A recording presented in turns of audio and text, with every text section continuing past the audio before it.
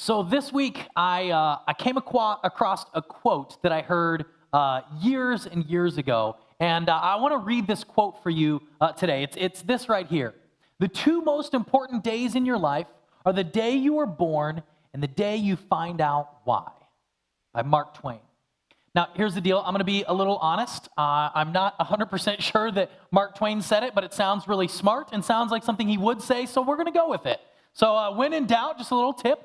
If you're not sure who said a famous quote and it sounds really good and you want to sound smart, just say Mark Twain, right? Like you can't go wrong with that. And I read this and I thought, man, that's a great quote. And I remembered actually the very first time I heard this quote. I first heard this when I was in Bible school. One of the things that I did is I traveled around and I did public school assemblies with a team of people. Now, here's the thing. I am so glad that I grew up in a day and age without digital, like social media, right? Like, I am so glad that the things that were recorded of me were recorded on like VHS and mini DV, right? Like, people from my generation and older, we're just glad that our lives were not recorded digitally and put on the internet forever, right? And everyone said, amen, right? Yeah, some of you very enthusiastically. I feel you, absolutely, right? And actually, what we did, it's kind of silly to kind of look back on, but I'm curious, did anyone ever have a team come and do a school assembly for you that maybe they're like the power team, like they like broke bricks and did like tore phone books in half? Anyone? Okay, so a few of you, absolutely. Okay, so I was on a team that actually did those sorts of things, only we weren't quite as big and not nearly as powerful. So like that was us, right? And we would travel to do these public school assemblies, and I loved it. And one of the communicators one day said this line, and I remember it stuck with me because he was talking to these kids about pursuing their dreams and their passions and finding out why you're alive, your purpose in life, and chasing after that. And I sat there and I thought, man, that's so good. But quite honestly, like after the assembly, I got done, and I started thinking about me. Like, why was I born? What is my purpose in life? And it's this big, heavy question, right? Have you ever wondered that? Like, why am I here? What's my purpose in life? And we wrestle with this, right? And throughout our lives, we're asked questions like this. When we're children, we're asked questions like, what do you want to be when you grow up? And then you get to high school, and people start asking you what you're going to do after high school. And are you going to go right into the workforce? Are you going to go to college? And what's your major going to be and what college you're going to go to? And, for me, I kind of sat there. I'm like, I don't know. Like, really only thinking about prom, like that's as far as my brain can get right now, but there's these heavy questions. And then maybe some of you went to college and you chose a major. And then you chose another major, right? And maybe even another major, and you were kind of like on the 6-year plan, right? Only you weren't going to be, a doctor, and you're like kind of trying to figure out life as you go, right? And then you kind of get into adulthood, and you get a job, and you wake up, and you go to your job, and you come home, and you eat dinner, and you go to sleep, and then you wake up again, you go to your job, and you eat dinner, and you go home, and you kind of get in this cycle, and you're thinking, so is this it? Like, is this my purpose in life? Is this the reason I was created? And you kind of start adulting, and you're paying bills, and you're taking care of things, and you're wondering, like, man, is this it? Is this my purpose in life? And so it's questions like this that I really struggle with. In fact, when I knew we were doing this series, and I kind of saw the subtitle, I read this, and I thought, hey, you were made for a mission. It just feels so big, right?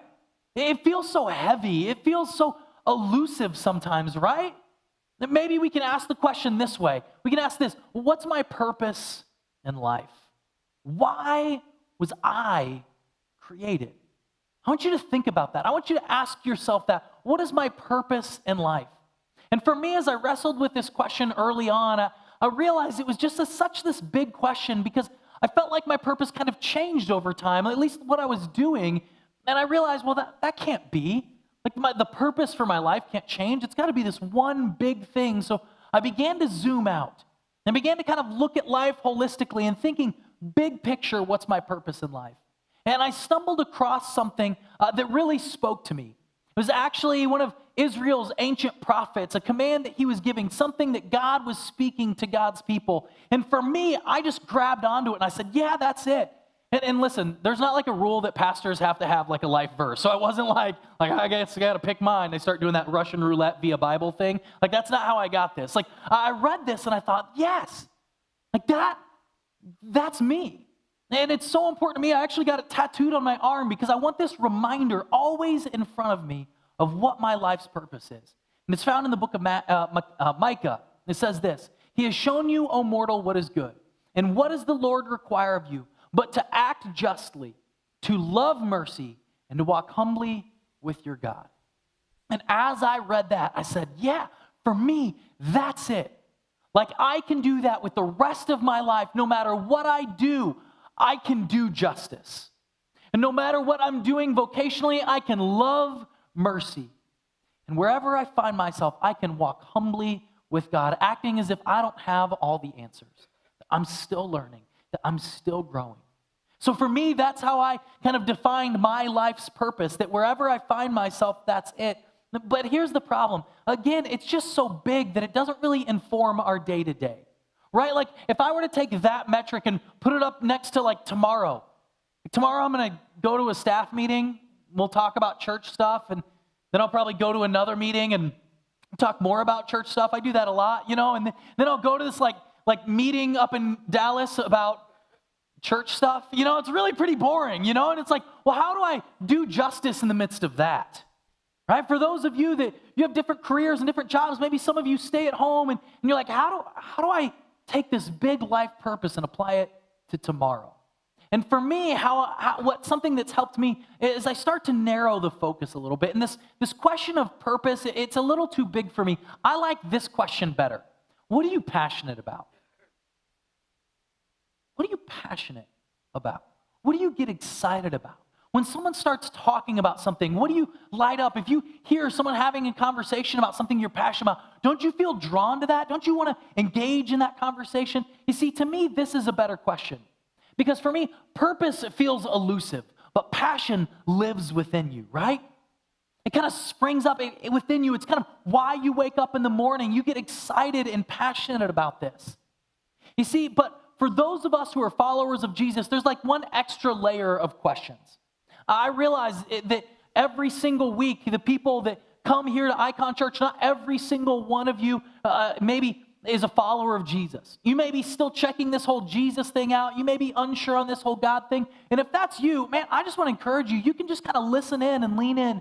But for those of you that are Christians, for those of you that do consider yourself followers of Jesus, we have to ask one more question.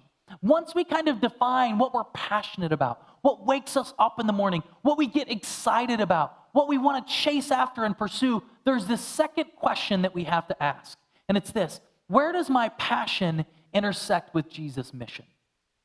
You see, there's this kind of quadrant that we're passionate about, and then there's this quadrant that is Jesus' mission, and we got to ask, where do those things overlap? Where do those things intersect? And those are the things that we begin to lean into. See, Jesus was clear. He did come with this mission.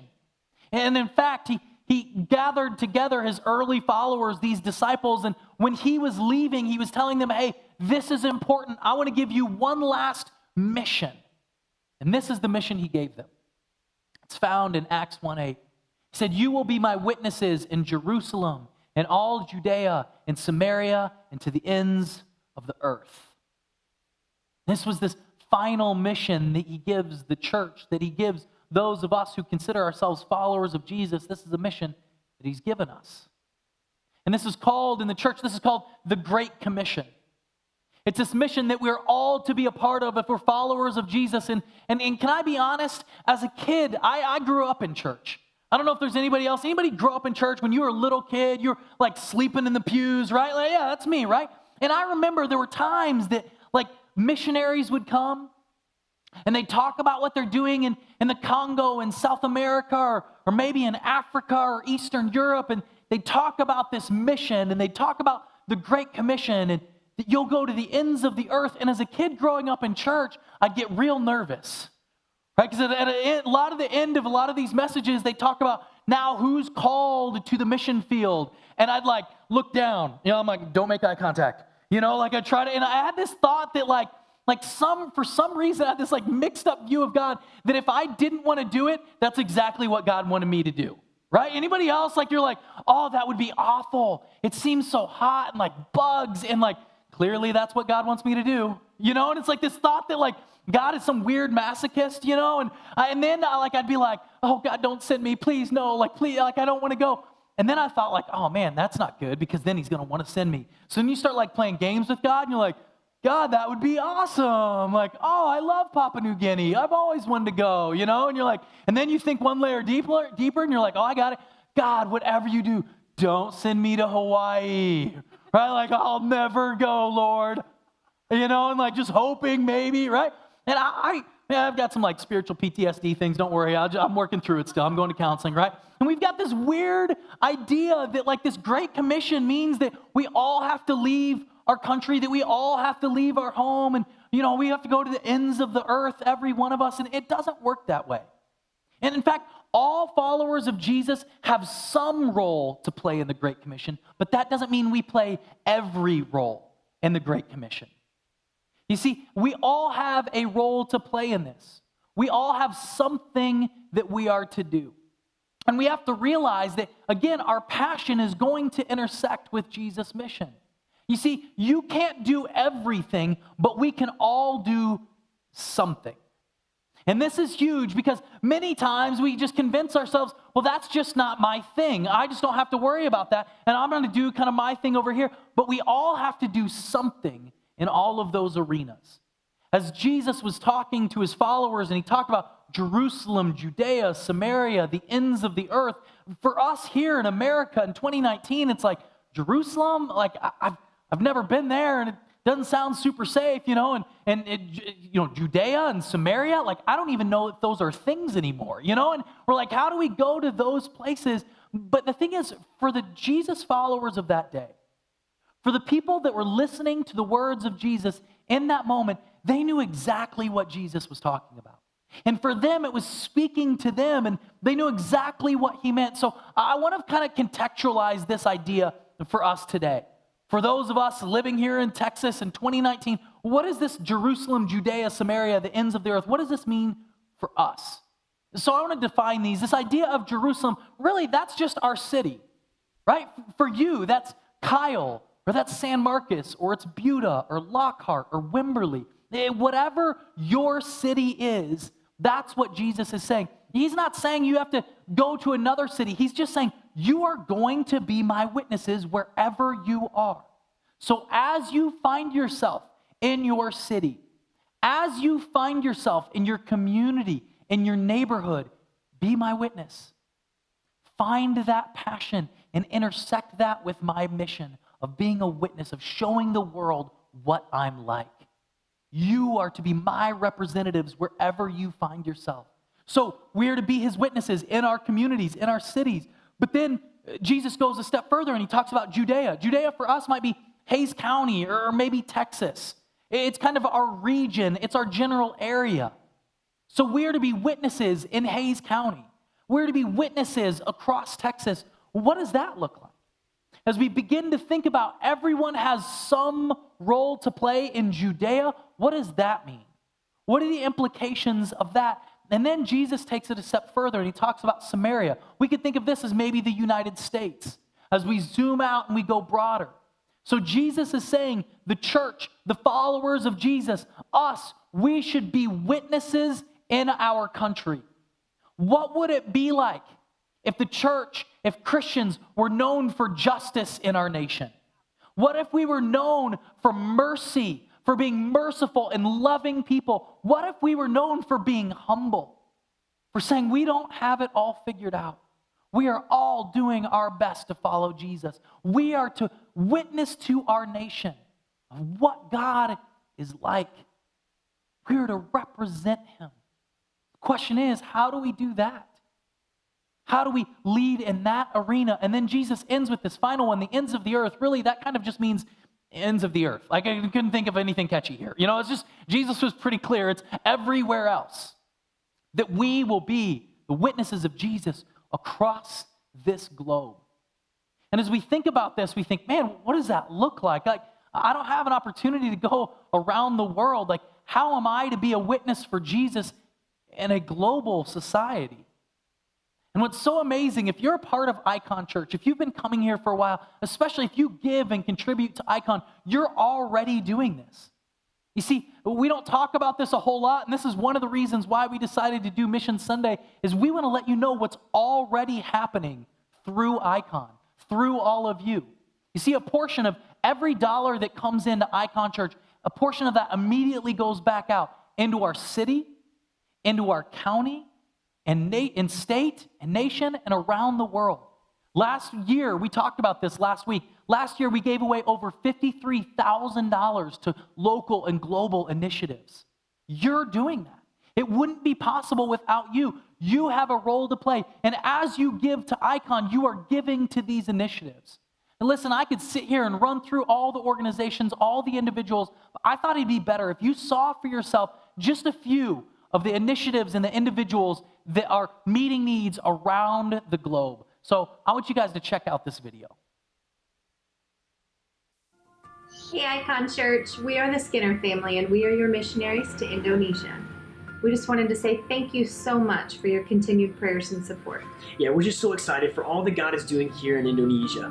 We're currently finishing up some deeper language training and making plans to move to a city called Palembang in the most unreached area of Indonesia. In South Sumatra, there's almost 1 million people in what we call never-reached people groups, where the gospel has literally never been before. And there's almost 10 million people in least-reached people groups, where there's maybe a handful of believers, a few churches, but there's little to no access to the gospel. We've already made some prayer and vision trips to these areas, and as soon as this year, we will be starting to train local disciple makers and church planters and helping them reach the never reached and the least reached people in South Sumatra. Thank you for sending us as your hands extended to the ends of the earth. God bless you guys, and thanks so much. Hello, Icon Church. I'm Dick Herman. And I'm Lisa Herman. We are so grateful to have you on our team. Thank you for your prayers and your giving. It means so much to us. Absolutely. And as Childhood Missionaries, we truly believe that we serve on the most strategic mission field in the world today, the university campus. Today they're learning, but tomorrow they're going to be leading in all facets of our society. And it's been a privilege to serve on this campus, to see university students' lives transformed through the power of Jesus Christ. And we want you to know as a church that as you support us through prayers and giving, you share in every victory that we see in the lives of university students. So again, we just want to say thank you so much. We love you, Icon. We love you. Eat 'em up, cats. Good morning, Icon Church. It's Paul Loyalist here again with Compassion International, and I wanted to take just a second to thank you. Thank you so very much on behalf of the 162 kiddos that were sponsored by Icon Church. We want to say thank you. That's 162 lives that will be forever changed, and it's because Icon loves that those lives will be changed. Pastor Dan and Kelly, thank y'all so much for your hospitality. The folks at Compassion are so excited about our partnership with Icon Church and the church in Santa Elena, Ecuador.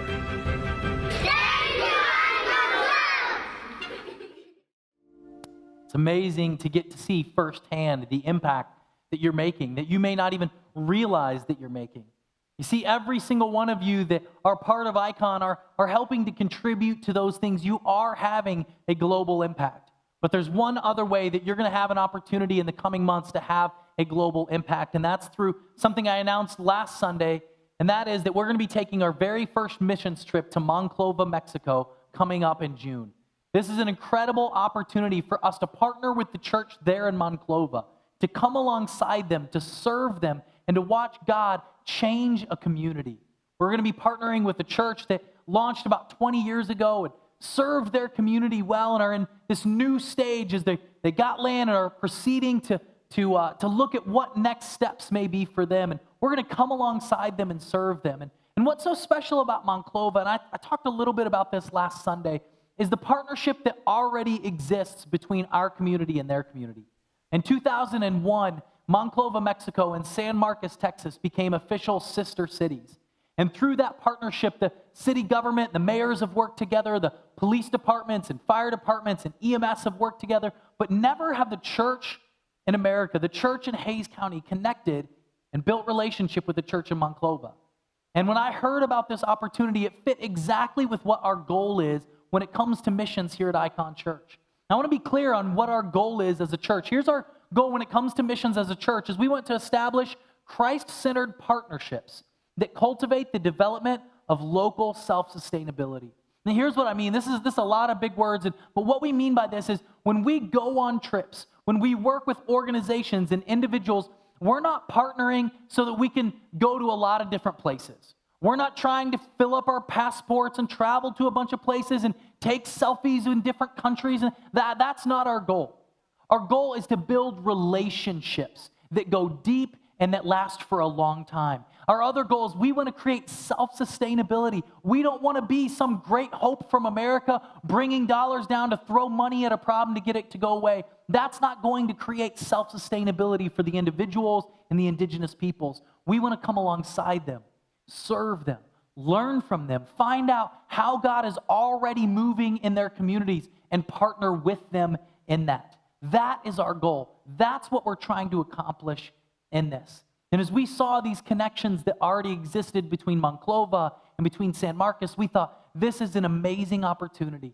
I've had the opportunity with some of the staff, Kelly and I, to go down and to visit with pastors down there, and to visit the church down there, and to see what God is already doing in Monclova. And it's this incredible opportunity. People that are literally just hours away, that we can drive down and partner with them and build a lasting relationship. And more than just wanting to talk about this and explain this to you a little bit, I want you to see firsthand the community there and what's going on, hear a little bit more about this trip we're going to be taking in the coming months. So check out this video.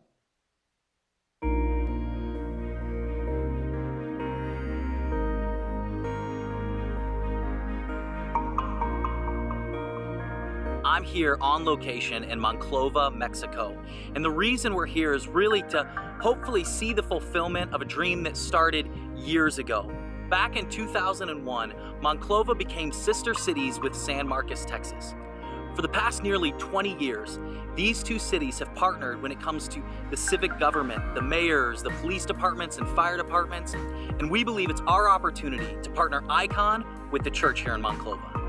We've partnered with El Centro de Avanza, a church that planted 20 years ago in the heart of Monclova, a people that have a heart to reach their community and to see life change happen right here in Mexico.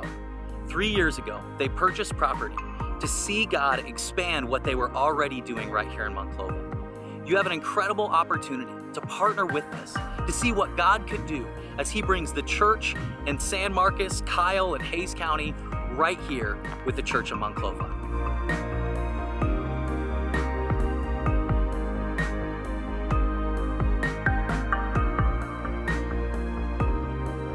This summer, Icon Church is going to be taking a missions trip right here to Monclova.